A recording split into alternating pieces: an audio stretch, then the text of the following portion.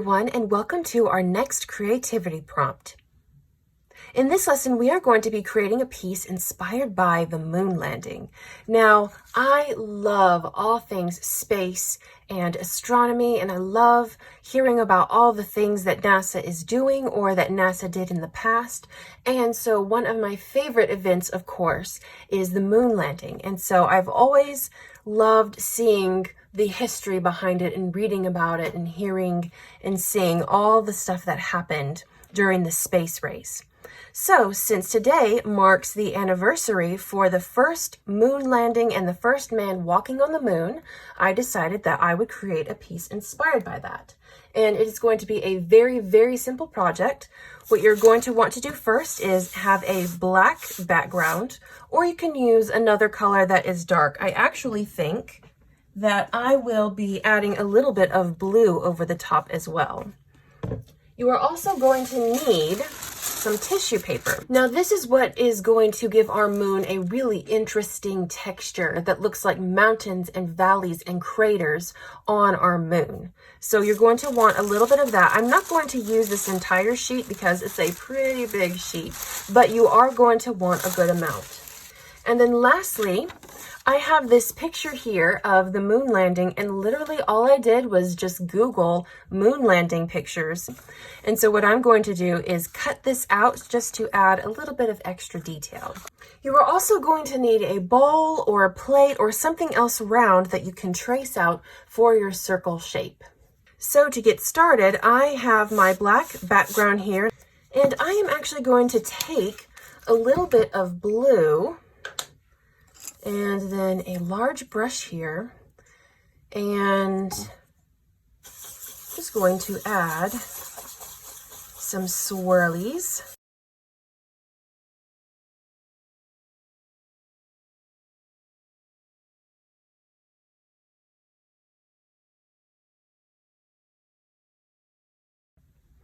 All right, so now that I have my background painted, I am going to trace out my circle.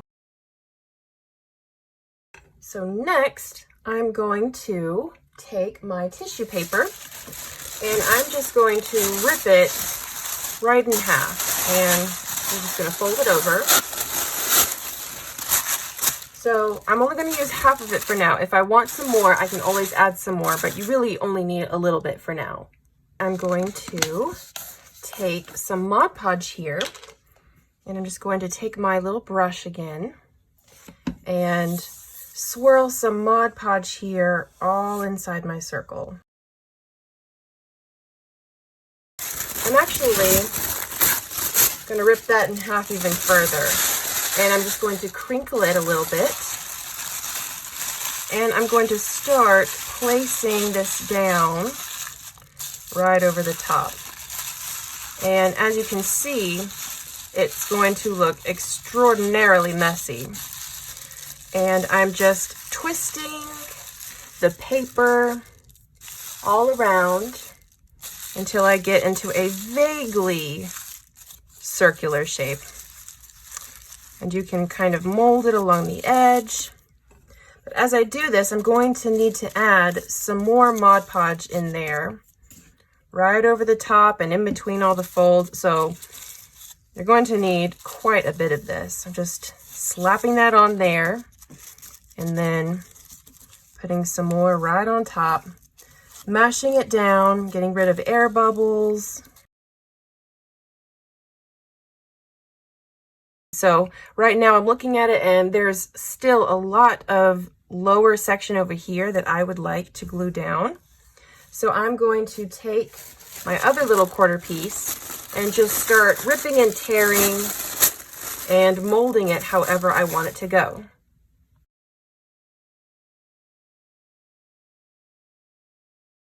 All right, so now what I'm going to do is pour out some gray paints in my paint pan here. And I have given time for my paper here to dry, so it is still a little bit sticky, but it doesn't need to be fully dry in order to move on.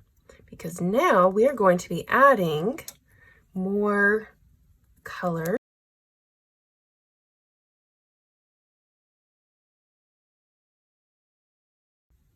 And then if you wanted to add a little bit more color, you could even take some yellow, and I'm just going to pour a tiny drop of it there and swirl some in to our moon with the gray, just to give it a little bit more of a pop of color and visual interest.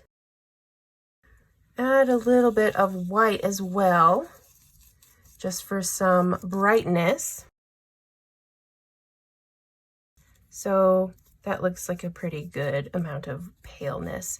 So I'm going to dip my brush straight into my darkest gray, and I'm not even removing the paint. I'm not even wiping off my brush because I want all the colors to mix together. So I'm dipping it into my dark, and I'm starting to add some into the valleys and the craters. So anything that is a lower part of the moon, so anywhere where it dips down a little bit more, I'm adding the dark there because it represents a little bit more like shadows. So right here, for example, I'm going underneath the ridges here. So in some places, the tissue paper rises up a little bit higher, and I'm just leaving that as is, and I'm adding the darker in all the different valleys.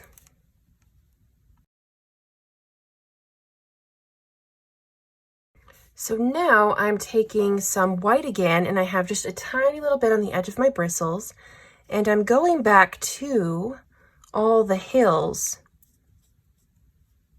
for my moon. So the very topmost parts where the paper is a little bit higher than the rest. And I'm just lightly brushing on a little bit of white just for some highlights. So right here, for example, right over the top of this little swirl, and this just helps give it more highlights and shadows and more texture and visual interest. So that looks like a pretty good moon to me. So now while that's drying, we can move on and start adding our little astronaut here.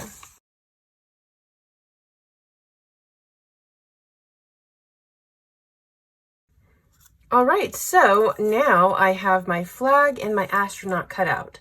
And as you may have noticed, I put my moon way too high. I should have put it further down because then I could have put my astronaut here at the top. But as it is, I put my moon up too high. So I am going to have to be a little bit more creative and put my astronaut in the corner here.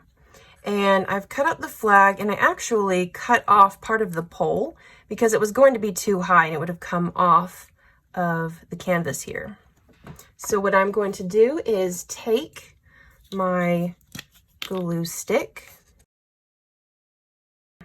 Now you don't have to do this if you would rather put your astronaut actually on the moon, so paste him down on top of the moon itself, then that's totally cool. You can do whatever you want with this. If you want to make your astronaut floating in space with a little bit of a space tether, you can. But I like the visual interest of making him look just really out of proportion to the moon. Like, obviously him standing on the moon, he would not be that big, but I just thought it was funny.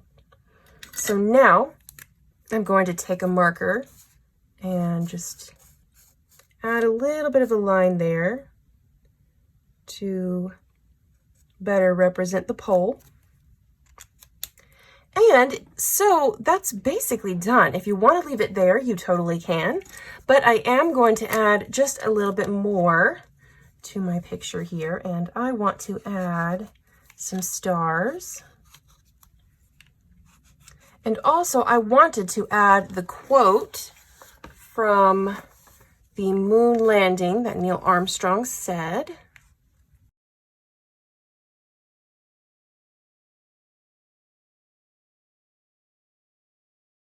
All right, and so I'm loving how that turned out. So I'm just going to add a few more stars here and there just to brighten up the sky a little bit. And there is your very own piece inspired by the moon landing. And we can't wait to see yours.